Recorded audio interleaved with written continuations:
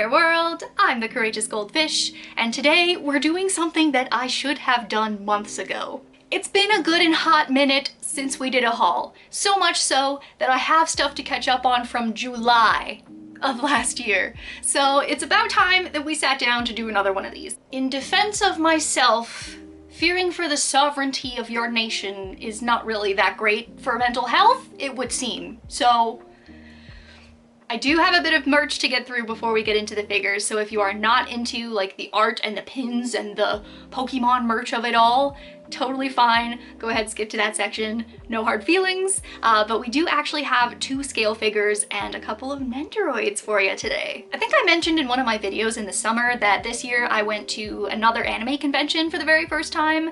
So I do go to the one that's in my city mostly annually. Pretty much every year I do like to go out to that one, but I tried to do something a little bit different this year and I went to 2. I went to a new one, and I never ended up showing off what I got there, even though it was pretty friggin' cool in my opinion, so we're here. I did, however, have one thing that I was specifically looking out for. I did want to pick up a couple of these super cute strawberry shortcake pins. They're designed after the 2003 illustrations, which is what my childhood was, and so I just had that real nostalgic, like, heartbeat moment with those. So I did end up picking up strawberry shortcake, ginger snap, and angel cake from Birduyen. Birduyen? I don't know how it's supposed to be said, I'm so sorry, but this artist, I love the art style. They have a full set of all the gang. I just specifically wanted these 3 icons from my childhood. I might expand, I might not, but they're amazing quality. And they came with the pets, which is amazing, and therefore prompted me to learn that all of them do in fact have names. It is not just Pupcake and Custard that have names. They all have names. I did not know this before. I'm a better person for knowing that. But yeah, these pins have definitely shot up on the list of my favorites in my enamel pin collection. I just think they are so cute, and I would definitely recommend checking out this artist's other work if you are interested in like characters from the 90s and early 2000s. I would direct you over there because they have some pretty cool other stuff as well. And then I know, I just picked up the Libero Art Studio Mau Mau, or at least I had at the time, because it's been like 8 months since then, sorry about that, but I did end up picking up another one. I picked up another Mau Mau, and I'm really excited about this art style. The paper that it's printed on is gorgeous, and I just really like this like kind of watercolor, more flowy type of lines. It's just a different art style than the other Mau Mau I have, and I really love this show. I cannot stop talking about it. Season 2 is building even more upon the love that I already had, which is great because, you know, sometimes season 2 can let you down. Not here. Love the Apothecary Diaries, so I don't mind having 2 Mau Maus in my collection, and this one is actually my favorite. If I have to pick, whenever I go to the artist alley, I am always on Urza watch. I scan every place and everywhere for every Urza that I can find, and sometimes I don't find any. Sometimes the only ones I find are things I already have, but I did actually end up picking up this super cute sticker as well. It was a new design apparently at the time that I had bought this, the artist told me, because they have charms of like Lucy and Natsu and Gray, but not of Urza, and so I was like, hey, you got any of those? And she was like, nah, it's really new. We're gonna like get them produced and manufactured. So hopefully I will eventually have a keychain of this design as well, because I think it is so cute. I was absolutely the kid that had sticker anxiety, like paralyzing sticker anxiety. I also did end up picking up something else that weekend that was Urza themed, although it wasn't from the artist alley.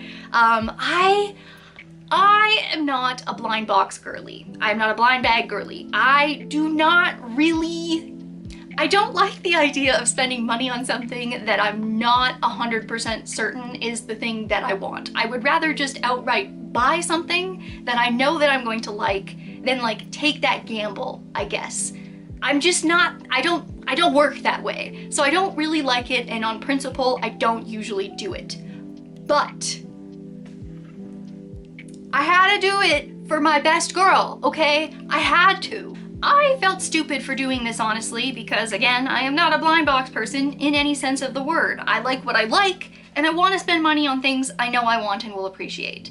but we know I am notoriously a big old pushover when it comes to Urza Scarlet, so yet again I found myself at odds with my personal logic. I sat for what frankly was a ridiculous amount of time trying to feel them out and gaslit myself into thinking that I would just be able to like figure it out, made my careful analysis, paid, and it was Natsu.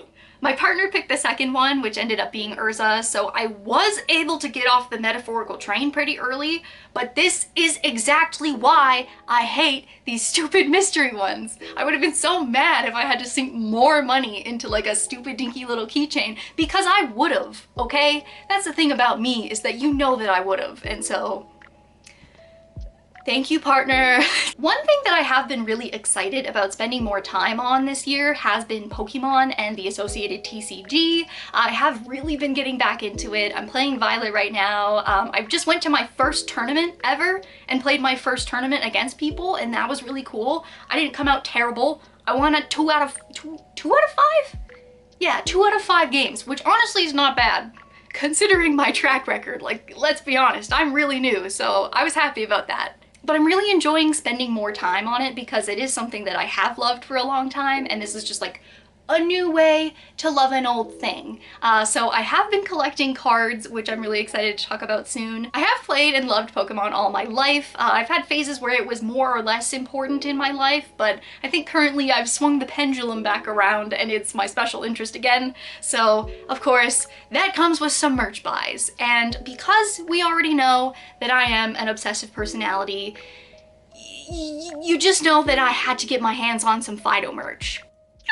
He's like the cutest thing ever. And he's so squishy and soft, and he's got beans, so he's like heavy. He's just the most beautiful specimen, and I come on. This is what perfection looks like. This is the, I don't know if it's Pokemon Center or if it's Banpresto or something, but it's the Poehagu line, and I would definitely recommend picking this one up over the other Fidos. I can't say for sure because I don't have the other Fidos, but in my opinion, this one is just as perfect as it gets. He is so soft. The material they used is so nice. He is so squishy in all the right places, but he still has heft to him. He does have a bean packet in the bottom of his tummy. I think he could have used some in his feet as well, but I also understand why, you know, you gotta like cut costs a little bit somewhere, right? But overall, he is really well made. Really looks like Fido, I think, and has such a cute facial expression. He's the one for me, and I would highly recommend picking him up if you also like Fido. He is perfect. One thing that I did not know when I ordered him, because it wasn't advertised as such, but he is actually very close to the Pokedex size description of Fido. So he is technically kind of more or less life size, which I think is really cool. So yes, me and my son taking on the world.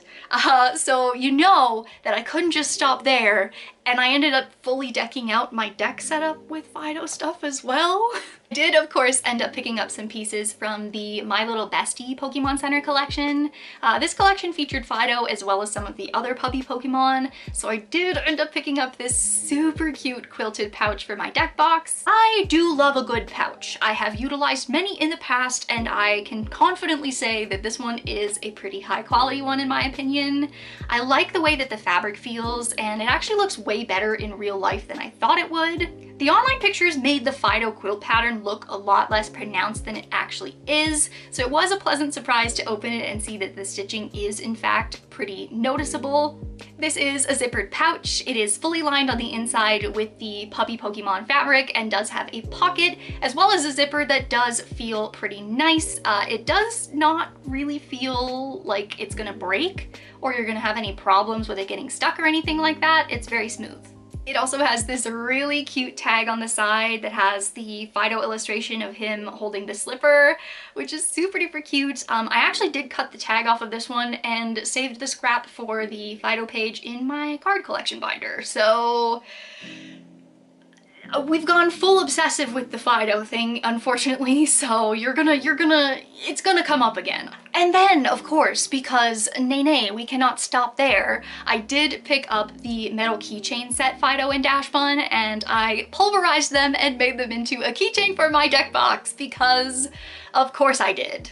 I just picked up some beads that I thought were cool, strung them together with some like eyelet things that I bought. Honestly, these didn't really work so well, so like do your own research if you're gonna copy this, because they didn't really, you know, pick something else. Do better than me. But I do really like how it turned out.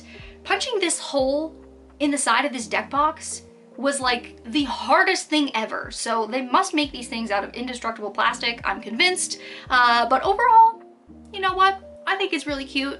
It adds flair and pizzazz, which, you know, is kind of my entire personality, so.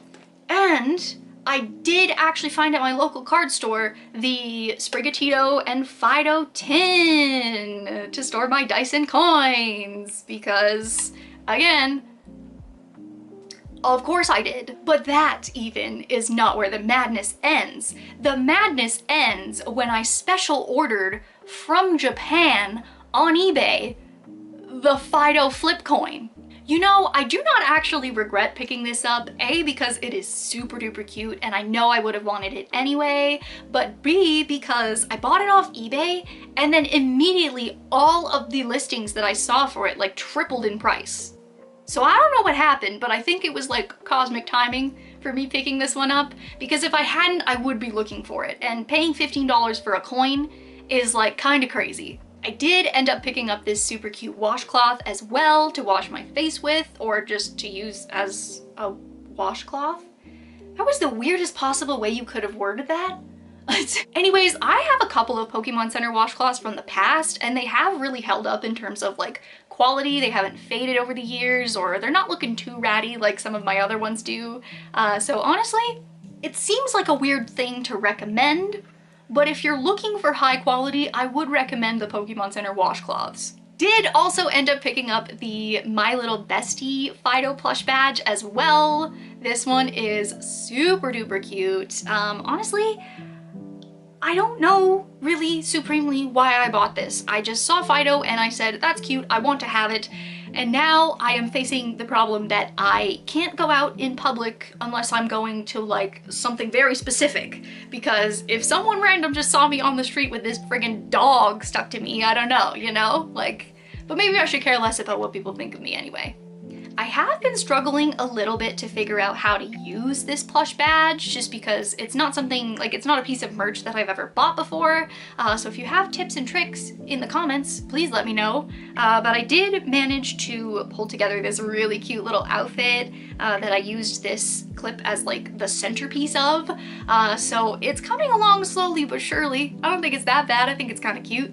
Or at least that was where the madness ended. Until 2 days after I filmed this video, the Pokemon Center dropped this beautiful specimen. This is just the cutest playmat ever, and it is so on brand and perfect for the deck setup. I am so stoked about it.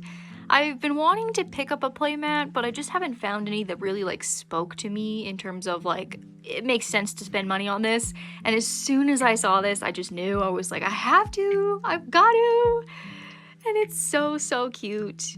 But yeah, that's it for Fido merch now. I feel like I say this every single time we talk about Nendoroids, and I sound like a broken record, but I really just do not like buying them.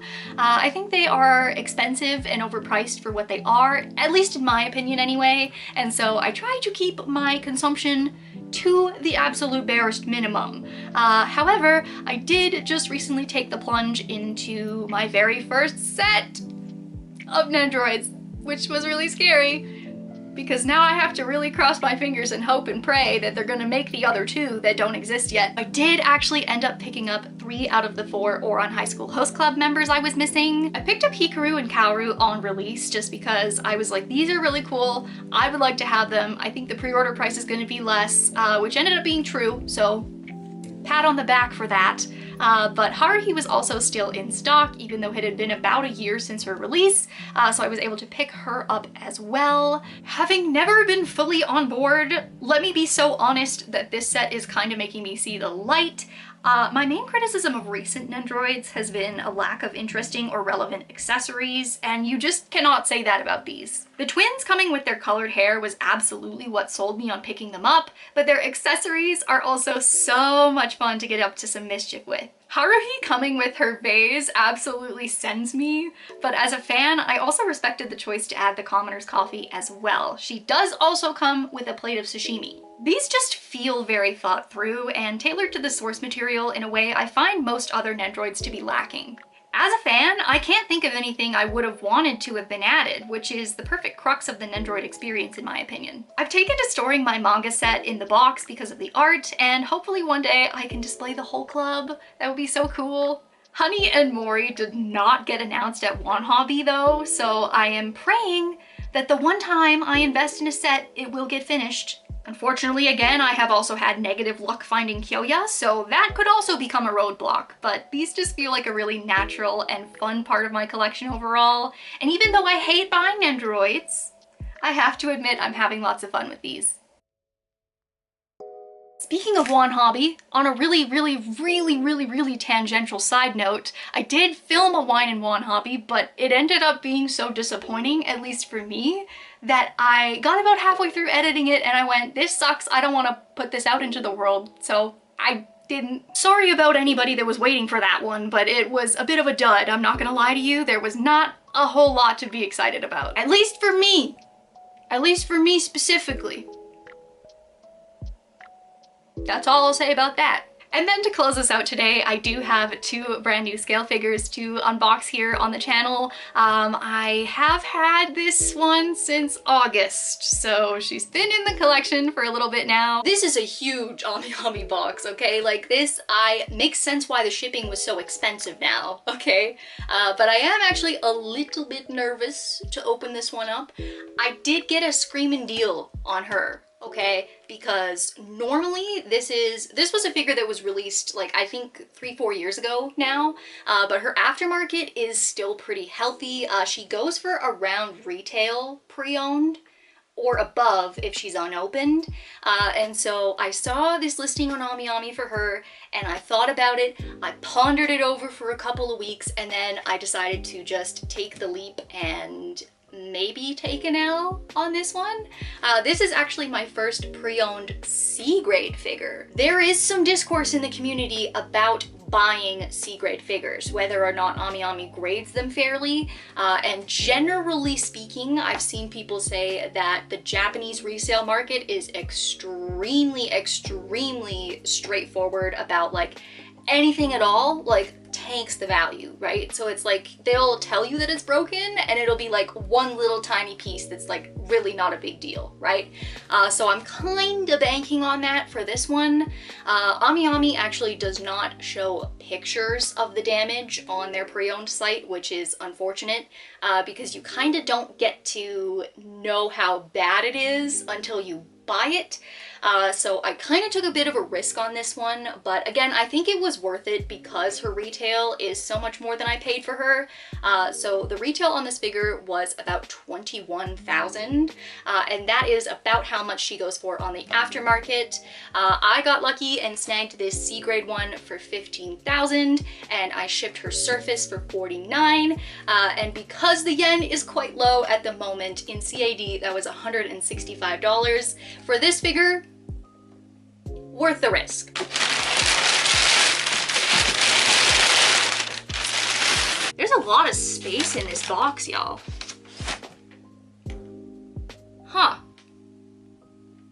That's really weird. But anyways, of course, as you can see, this is the beautiful Good Smile Company 1/7 scale Hatsune Miku 10th anniversary memorial box version, otherwise known as Rainbow Miku. I have been meaning to add a default Miku into my collection basically since I started, and I've had the Max Factory 1/7 scale on my wish list forever. Now that I'm actually legitimately looking for her, cannot find her anywhere. Of course, it figures. So I actually ended up springing to get this one as well. It's not that I'm never gonna go for the Max Factory one, it's just that I also really liked this one. So I might just end up with 2 default Mikus. I think I have just like eased up a little bit on my don't buy so many Mikus thing. I went to Miku Expo in April and it was like a formative experience, okay? It threw me right back into my Miku loving phase. I thought I had escaped and now I'm just hopelessly back in it, okay? So this is hopefully not gonna be a disaster of an unboxing. This is a large base. Oh, no way! Oh, this is sick. Okay, I didn't know this. This actually comes with the bonus book. So this is not, in fact, just a big ass base. This is the memorial box art book version? I actually don't know. I don't know what this is exactly called. I just know I thought it was a pre-order bonus. And so I did not anticipate that I would also be getting this. So that's exciting. Oh, I am not mad about this at all, you guys. You know what? I already do collect art books. I have a small little collection of them. And so obviously I'm not mad about having a Miku art book. This is fantastic. Are you kidding me? All right. She's very light, which is nice. Okay, now the problem with this figure, it was stated that the bow was detached from the base. And I don't really know what that means in the context of this figure. So I'm gonna, you know, I'm gonna just hope. It doesn't actually look that bad here. So I don't. Oh, okay. That's it? You're joking. I got a 6,000 yen discount on this figure for basically nothing. This right here is literally the problem, okay? Ribbon detached from base, right? All I have to do is super glue that back in place like this, and you literally can't even see it. Let me see if I can get this on here for demonstrative purposes. I am gonna glue this, okay? I'm gonna glue it. I wanna put her together and see the vision. The pigtails are always my least favorite part of a Miku figure. This one more so than the others because these rainbow pieces here are extremely brittle. That's not like 100% of the way in, is it? Okay. To be 1000% honest, I am pretty glad that I did spring to buy the C grade version of this figure because the break is not that bad. However, comparatively, I don't think that I would have wanted to pay more than 15,000 yen for this, to be honest. If you pay retail for this Miku, I don't know, maybe I'm being too harsh on her. Her quality is not bad. It's just not 21,000 yen good. You know what I mean? Like, we've seen Good Smile do more with less. This just seems like the Miku tax, you know what I mean? Which is fine, right? But like, I wouldn't recommend that you pay aftermarket for her, to be completely honest. It honestly was only a matter of time until I had a default Miku in my collection. It was just an eventual reality and I love this figure. I have to say, in comparison to my other GSC Mikus, this one is a bit rougher on the sculpt details in some places. Specifically where the tinsel and the glitter parts of her hair are connected to the actual twin tail. They are sculpted separately and I just feel like they probably could have done a better job there. She is a little bit old now. She's a couple years old at least. Another thing that I think is like a little weird is the fact that her boots are kind of clear. So you can see her feet and her toes through the boots. And I thought that was a weird touch. I thought, you know, I kind of would have preferred a different finish on this, but you know, I feel like I'm sounding mostly negative even though I do really like this figure. Obviously there's so many default Mikus out there. It took me 5 years to pick one, but I ended up on this one because I really like the rainbow color palette. It is default Miku, but it's like default Miku with a little bit of spice, you know? I really liked the rainbow glitter in the hair. I thought that that was a really cool touch to put on this figure, as well as I really like this huge gravity-defying bow. It makes her feel like her stature is more in line with the other Miku figures I have, if that makes any sense at all. I ended up only paying 15K for mine, and the break was so minor. The break was so minor. So for like $100 off this figure, she's worth it then. She's worth it then and then only, in my opinion, just because, you know, there's better Mikus out there nowadays, and they are consistently making more and improving constantly. So I feel like, unless this is one you're really dying for, you have other options. You have so many other options. I'm comfortable and happy with the price I paid for what I got, but if I had paid upwards of 20K, I would feel just a bit let down. Again, it's not all gloom though. I do actually really love this figure, and she works really well in my display case to complement Strawberry Miku.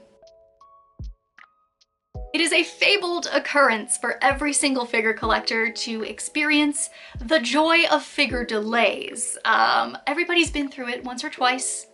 But I have actually never been on the reverse side until this figure. She's a little packed away at the moment, but Cheerleader Riku released early, which is freaking fantastic. She was originally slated for December, which was a little bit weird because I have 2 other very expensive pre-orders in that month as well, so it was gonna literally kill me. I think before the bill was gonna be like 800 bucks. Now it's split up. It's great. It's amazing. I'm super happy. So she came really fast and really early. I mean, obviously I haven't opened her yet to like look at her in her full glory, but like, come on. She's so cute. Riku was what made me want to start collecting these cheerleader figures in the first place. So I was obviously over the moon that she turned out as well as she has. Her face is lively and has a slight flush to it that supports the dynamism of her over-the-top pose. As a former cheerleader, game recognizes game, okay? And I would believe you if you told me her jumps were diabolically clean. There's just a cheerful and lighthearted spirit about these cheerleader figures, Riku and Aya both, but Hobby Sakura is improving so fast, it's obvious to see that Riku is better executed in a technical sense.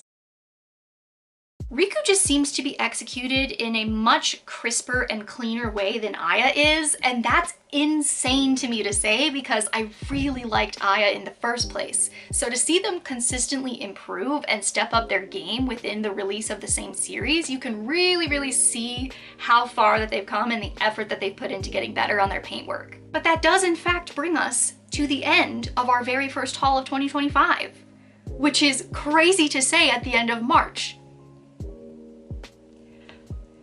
Really good YouTuber over here. I'm so good. I'm really good at this. I do have another one of these coming because this was just mostly like old stuff from last year. I still have to get into the stuff that I bought in 2025. So there's another one of these coming your way soon.